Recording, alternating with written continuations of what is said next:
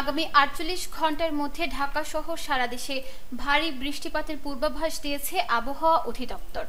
একই সাথে মৌসুমী বায়ু সক্রিয় থাকায় লঘুচাপের কারণে দেশের দক্ষিণ উপকূলীয় ও সমুদ্র অঞ্চলে ৩ নম্বর সতর্ক সংকেত দেখিয়ে যেতে বলা হয়েছে।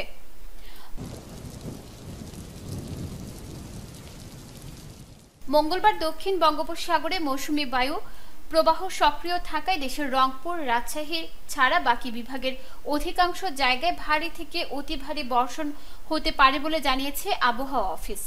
এছাড়া বিক্ষিপ্তভাবে পুরো দেশে বৃষ্টিপাত হওয়ার সম্ভাবনা রয়েছে বলে জানিয়েছে আবহাওয়া অফিসের আবহাওয়াবিদ তরিফুল নেওয়াজ কবির। তিনি আরও বলেন, উপকূল ও সকল সমুদ্র বন্দরকে ৩ নম্বর সতর্কতার সংকেত দেখিয়ে যেতে বলা হয়েছে।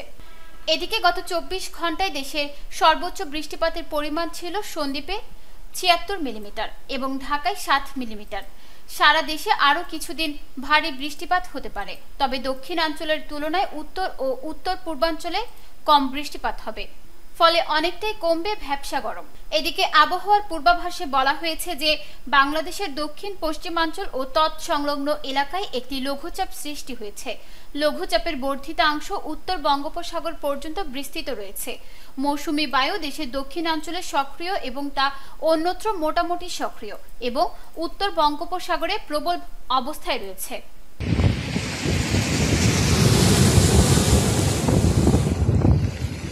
বৃষ্টিপাত ঢাকা, ময়মনসিংহ, খুলনা, বরিশাল, চট্টগ্রাম ও সিলেট বিভাগের অধিকাংশ জায়গায় এবং রাজশাহী ও রংপুর বিভাগের অনেক জায়গায় অস্থায়ীভাবে দমকা হাওয়া সহ বিদ্যুৎ চমকানো, হালকা থেকে মাঝারি ধরনের বৃষ্টি অথবা বজ্র সহ বৃষ্টি হতে পারে।